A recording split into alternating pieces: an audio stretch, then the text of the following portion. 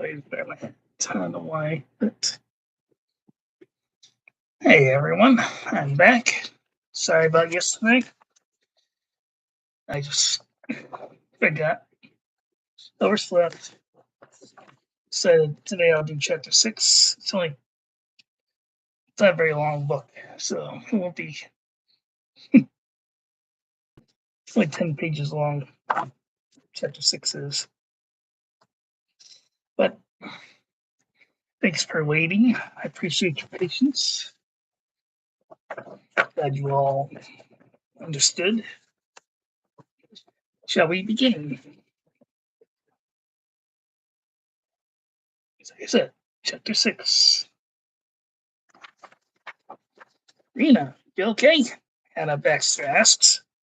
I'm okay. The shielding took most of the blow from that strike, Regal L. Rena says. She'd taken a glancing blow for a Triku blaster bolt that just glanced off her port side shield, rattling her teeth in the process. Glad to hear that. You had me worried for a moment. Let's get this battle over before we lose anyone, Rena says as Hannah nods her head on the small pop-up on her glass panel in front of her. I was so happy when your fleet appeared at our rear, Hannah. They were starting to get the upper hand when you showed up. The rest of the fleet should appear any moment now, too, Rena. Good, I have held my own with just my fighters so far, but they have a fleet of warships, too. I need our ships here now. And so, as soon as she uttered now, the rest of the fleet pops up out of hyperspace on the heels of Hannah and her fighters. Instead of Triku, are now outgunned and but not outnumbered. Suddenly, green blaster bolts from the Alliance capital ships are added to the bolts from the fighter fleets. And then blaster bolts are pointed towards the Alliance fleet, hitting heavy shielding to no effect. Here comes the cavalry. And as she says, an older song, Flight of the Valkyries, plays over every speaker in the fleet and fills the headphones of most of the pilots of the fighter fleet. That was something I wanted to do. I don't know why I did that, but I like it. Rena kills that noise in her headphones quickly as she doesn't want to be distracted by such meaningless noise, even though she knows the music score. Damn music, she mutters to no one in particular. You got that right. Great score, but we need to concentrate on the task at hand. 10-4. You can hear the music playing. Rena can hear the music playing softly in the background of Hannah's cockpit, and she's just enjoying the music even as she fights the enemy fighter pods. And are you the one who's broadcasting the music? I have no idea what you're talking about, Admiral.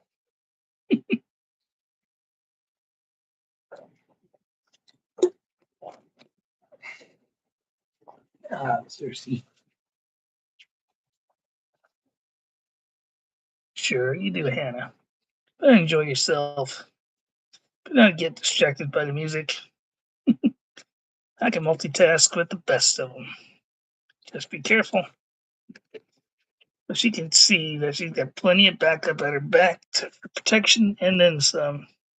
Plus plenty of the Zabatar's fighter pods, just like she does. They learn to stick with your wingman as much as possible in this battle, as the Triku are less maneuverable but carry a heavy punch with their blasters. She had no idea where these pods are coming from, but they seem to pop up out of nowhere. As they combat the Triku fighter pods, a new threat appears from nowhere. A fleet of more enemy vessels. Their guns are blazing, but this time shots are hitting home. The Hornet is damaged in the initial barrage, but shots get through. When shots get through its heavy shielding and thick armor, but still the Hornet is still in fighting trim. This fleet is followed by another larger fleet of friendly vessels. They form up around the enemy fleet and engage the enemy at close range. Double those do those races manage to pop up from out of thin air. She thinks to herself. Friendly sabotage pods join the battle and swarm into the fleet of enemy pods with abandon. So she joins the assault on the enemy fleet without concern for her own safety. But she has managed to strengthen her shielding thanks to her new allies, as well as increasing her tri-wings missile capacity by double, as missiles are much smaller and faster. They also carry a bigger punch. All right. Rena, are you 6? Anna calls over her radio. Rena cranes her neck to look over her shoulder as a swarm of some of the tricopods has gotten in behind her. Then they are nothing but balls of dust and fire, thanks to their new allies a moment later. Thank you, God, she said softly to herself. She then now zooms along the hull of a damaged Trico vessel, with its weapons all blazing away at her to no avail. She sees what appears to be a well-lit viewport and takes aim, firing off a trio of missiles, and banks away to port. Taking on a swarm of enemy pods are swarming towards her at high speed, but not fast enough to avoid destruction as the vessel veers out of position to collide with another enemy vessel. Both explode on impact.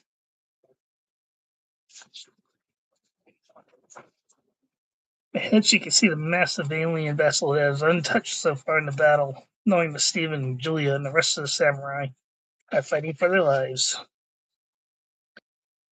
Here's where it gets interesting. Oh my God. Still living off. There's there's my friend that I was telling you guys about. Yes, Julia says. Yes, it is him, Julia. That beloved. Stephen says as they approach the still alive former emperor of their galaxy. But how is he alive here in this galaxy? I am alive in that I am a duplicate of the one that you know as Stilivanov, Creature says flatly. He looks and sounds like the late emperor, but he is about a foot taller, and one antenna is not missing from his forehead like the late emperor in their galaxy. My race does not have clones per se. We have duplicates of ourselves as we be. Just give me 1 second. Damn it. I hate these damn things. That is not possible, Emperor, Stephen says, moving closer to the man now armed with a matching twin-bladed samurai sword. The blades are solid black. Not electro blades like in our galaxy. Where do you come from? I've seen the unusual, what looks like dimensional gates in the corridors of the ship. It smells weird. We come from another reality than what you know. I saw that, and I saw thousands, maybe even millions of your species in that reality, Steven says, nodding. Is that how your duplicate got into our galaxy and took over as emperor? My duplicate was to cross into this galaxy and take power here, but he somehow found his way into your galaxy, and so he bided his time, rose to a seat of power, and then killed your father. Then Chancellor. Still living off, duplicate says, smiling. I do carry his memories of his time among your peoples. I do not regret what he did to your homeworld, Earth, either. Like you, Stephen stammers but stops himself and composes himself. Stephen, Julia beams. Sorry, he beams back. You must have had a beautiful world at one time, I am sure, Slivanov says. She was a gorgeous world, and your counterpart went out and had her destroyed in a split second, killing 7 billion beings on that world. A loss indeed, but none of my concern. That was what your counterpart said when we faced him down. Why are you pathetic creatures here? Stilivin asks. To kill you and end this pointless war. Devon Try says flatly as he brandishes his sword before him. He then steps back out of the way of his new friends, Stephen, Julia, and their mother, Princess Rowena. As a swarm of a couple dozen 8 foot tall gray cat clad warriors swarms up around the Emperor, weapons deployed for a fight, each armed with a similar staff used by the Emperor's own blackguard. I see you even have similar guards to the Emperor still living on, Princess Erwina says now as the three of them dive into the guards. I gotta change that, sorry. We're no match for the three strongest samurai warriors around, but the new opponents do get a couple blows with their staffs to no effect as the staff is being cut in half.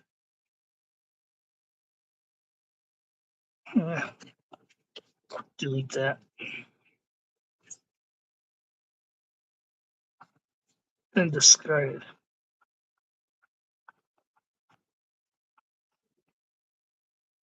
Alright. These guards are no match for the three samurai warriors, and so in moments, that is the last of your guards.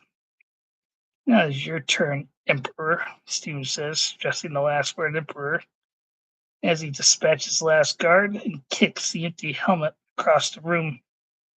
So be it. Bring it on, boy. As he Being says, smiling as he wields his weapon in both hands, and two blades appear at both ends. He then frees one hand and motions for them to attack with a wave of his 6 fingers on that hand. He then takes a defensive stance that is totally alien to the three warriors, but then again, everything around them is alien. Aye! Stephen screams as he dives at the Emperor and cuts the Emperor's sword in half, damaging one end to the blade handle. And the blade instantly disappears. Sparks and smoke appear from the damaged hilt. Slowing tosses damaged.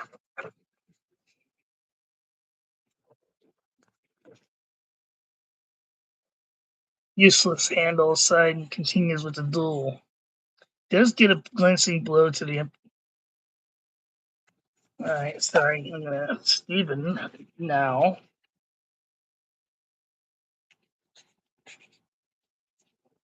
Some changes I need to make. Stephen does get a glancing blow to the Emperor's now free hands. Free sword arm and dismembers that arm at the shoulder. Slivanov smiles as he keeps on with the fight. Ooh. This man is different from that creature we fought on Ukrania Prime, Julia beams. I know, her mother says as she circles Slivanov opposite Julia, opposite where Julia circled.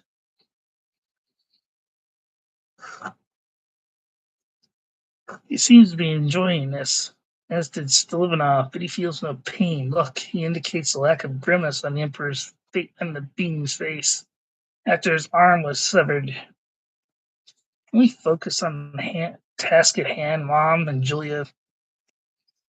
Sorry, both beams back. Beam is one. Alright, change that to beam. Because they all attack at once. Slivanov can deflect Julia's blows and Erlena's, but as they are distracting the Emperor, Stephen jumps off the back of a console and at shoulder level swings his sword crossbody to decapitate the Emperor in one fell swoop. The headless body walks around the throne room for a moment before falling to the floor lifeless as the severed head bounces across the floor to land at Von Try's feet. Wicked smile on his Y-shaped lips. Eyes open and lifeless now. Von Try now picks up the lifeless head and studies it a moment. He moves to a console, touches spots on it, and is scanned by a bright red beam, and so across the fleets and the system. He appears everywhere for all to see, now holding the severed head of the dead emperor. Attention, attention to all fleets and beings on both sides of this war, he says aloud for all to hear. I am here to announce that this bloody and costly conflict is done and over with. All Triku are to lay down their arms and surrender immediately. All vessels of the Triku are to cease fire immediately. The Emperor is dead, as you can see. He holds up the severed head for all to see clearly. You two okay? And we ask as they each ease into their breathing. I'm fine, Mom. You? So am I, Mom. He slashed me across my right thigh pretty good, but I'm fine otherwise, Erwina says loudly. Nothing serious. Let me look at it, Steven says as he sees blood running down her leg now. He opens his first aid kit, pulls out a bandage and some fast acting healing spray. He sprays the spray onto the long cut across her thigh, then applies a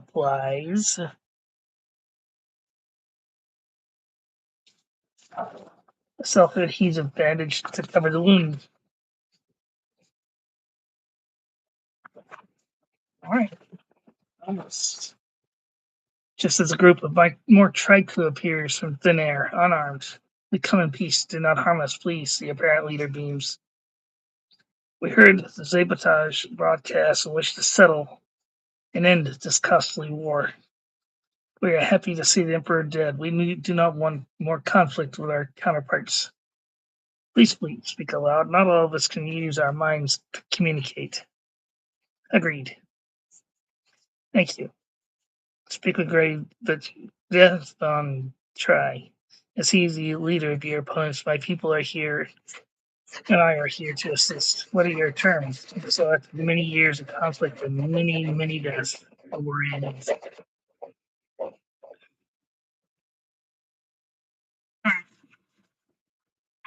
Negotiations goes on. The negotiations go on for days, but Stephen sits in on them as a mediator, even though in the end he is not needed. No conflict breaks out among the negotiators or in the space around the global metropolis. Stephen even tours the world and sees how much the world reminds him of Ukrania Prime, except it is smaller in volume than the world he was born in. It's the same dojo they have on Ukrania Prime, except for the Dark Ninja and the Dark Arts use it. There is no Imperial Senate, but does have its dark seedy side, as most worlds do. And it has its industrial sectors around the globe, but the visitors are freely welcomed by the metropolis. By the populace, sorry. The secret police are disbanded, arrested, and imprisoned, so all Triku fighter pods and vessels are surrendered to friendly forces. In a system with little fight or argument, hardcore vessels jump out of the system to unknown points. Urania Prime looks so much like Ukrania Prime in many aspects, Steven says, as they walk along a causeway overlooking a flowing river dark blue fluid. Yes, it does, Steven. I miss home, Irina says. All right. I miss Centauri Prime. We will go home soon, I promise. I feel the same as you. What are we waiting for? Our fleet is being fitted with the new fold generators that they use in this galaxy, and our charts are being programmed into the generators at the same time. Plus, our order will be given the skill to teleport ourselves from one place to another without the need for ships. Then we'll be going home? Yes, then we're going home. I heard from the fleet protecting the gateway jump. They held off enemy attacks, but the gateway was still ours, and we could jump for home when we're ready. Now, I want to report on casualties among our fleet and personnel, Steve says flatly. I have it already set for your perusal, Stephen. Handing over a data pad to the old man. No dead, some wounded. Minor damage to most. of the fleet vessels. Thanks to our allies, though, Stephen. The wounded are right back on duty thanks to that fast-acting healing agent. He has supplied us with the agent in good quantity, but also the formula to reproduce it in our own world on our own worlds. Excellent. So, Stephen, do you trust us? The new friend asks as he walks along beside them. Yes, I do. But how'd you know? We saw how tense you felt around us at first when we first arrived, but also saw when your ships were always on alert, even around my fleet.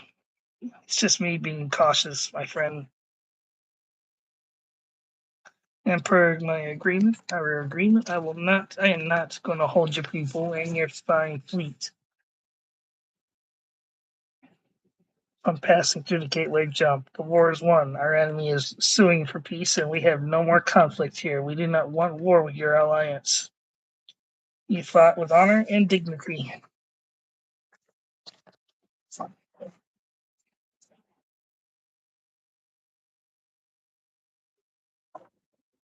As did you and your races, my friend.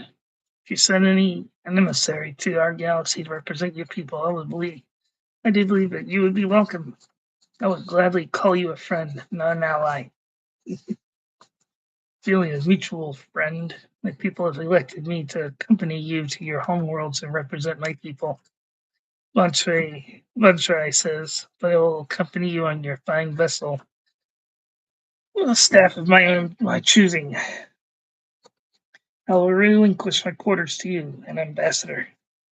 I thank you. Upon your arrival on my ship, the Hornet, Vantray is to be treated as an ambassador. Yes, sir. You showed my people the greatest kindness when we first arrived in your system and on your homeworld. Did Triku really care about our people?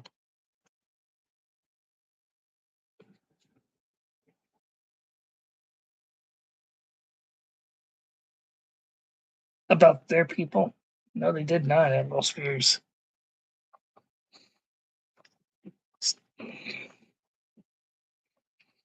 We have foodstuffs on our ships in abundance, not realizing the conflict would end so quickly. Plus, we have equipment that can reproduce foodstuffs and other essential needs for your people and these people too. We call them food dispensers. Do you have such devices? No, we supply these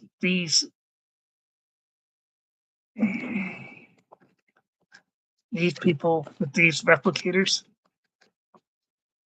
Vantray asks now. Done.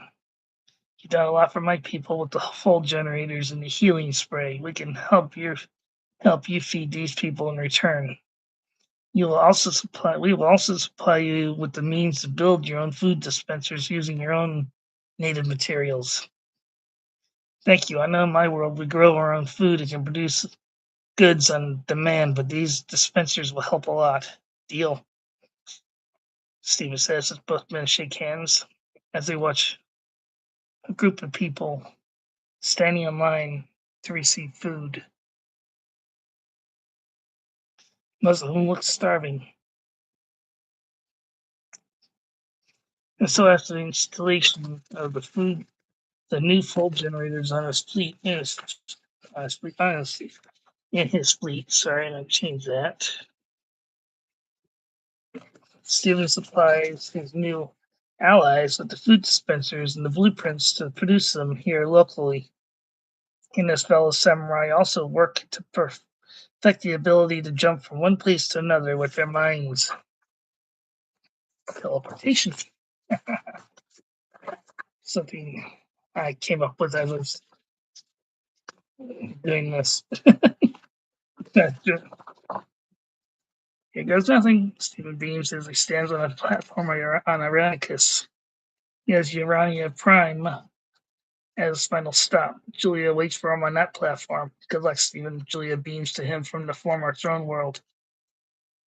The new government is now located here on Ironicus. They've also learned how to communicate over vast distances using nothing but their own minds at the same time as tech people working with native beings. to install food dispensers and other production devices across the system's worlds, plus teach them how to produce their own food dispensers locally. Wish me luck, he says. Stephen says aloud for everyone around him. As do some 100, as do some 100 more samurai warriors standing around him on the platform. Remember to think of your destination, Urania Prime. Always, Von Schwei says. Urania Rhyme, sorry. Stephen and his companions concentrate on their destination as they vanish. Wow, it worked. Stephen appears on the platform on Urania Rhyme, followed by his other companions a moment later. Wow, I only heard your message a few seconds ago, and here you are, Stephen says. Julia says they hug and kiss. Now we will all return to Ironicus together, all 400 of us.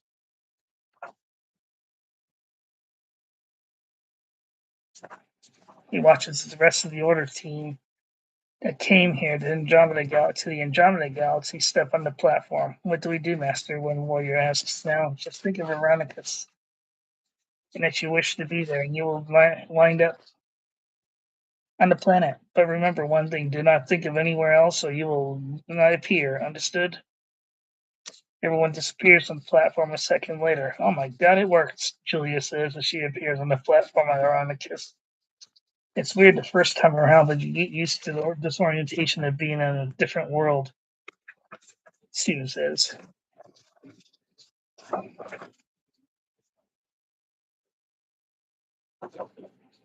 And our new ally showed us how to do it. That's says, nodding. If we lose anybody, Stephen asks us, looking around and then trying to count heads. Negative. 400 left Urania Rhyme, 400 appeared here on Ironicus, Master, Julia says, smiling. You can even pinpoint your destination with more practice, said Admiral Spears. You're just learning the skill. Thank you, Master, Stephen says, nodding. I will work on my skills when we get back, and I will encourage my partners to do likewise. Good luck, Admiral Spears. I will ask for one more favor. Where are we going? There's a system, some 5 light years, right here in the arenas.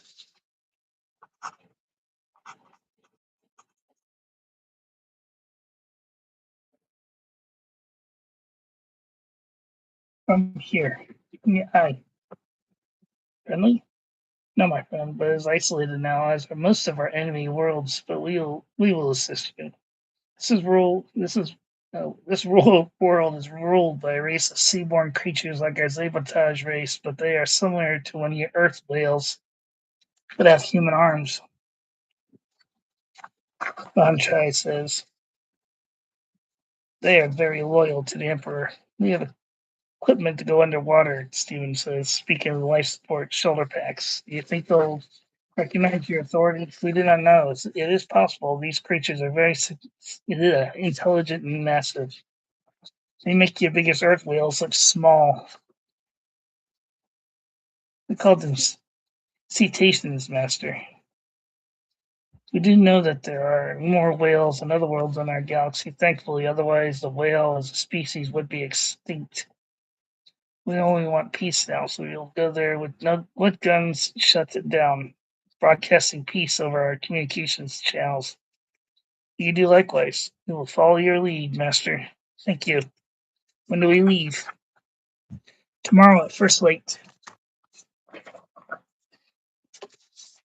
All right. We'll be ready. I'll have my fighters on standby in case we need to fight. Understood. I'll have my pods on standby too. Good. Never know what we will be walking into. So good to be ready for anything. And with that, done. That was chapter 6, my friends.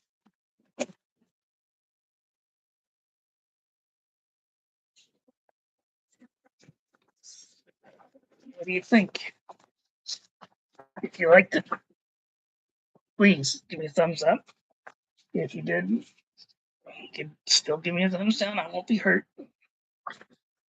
I don't take offense to bad.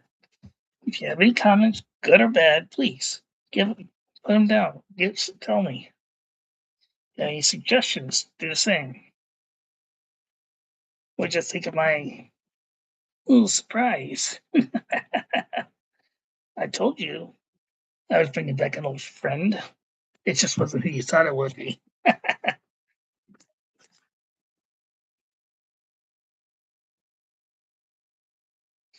That was something.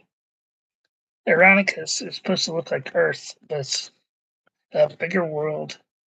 And the coastlines are a little more jagged compared to our coasts. That's the only difference in that Earth and this Earth.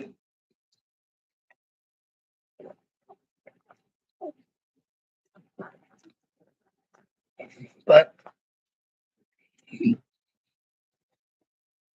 I hope you liked it.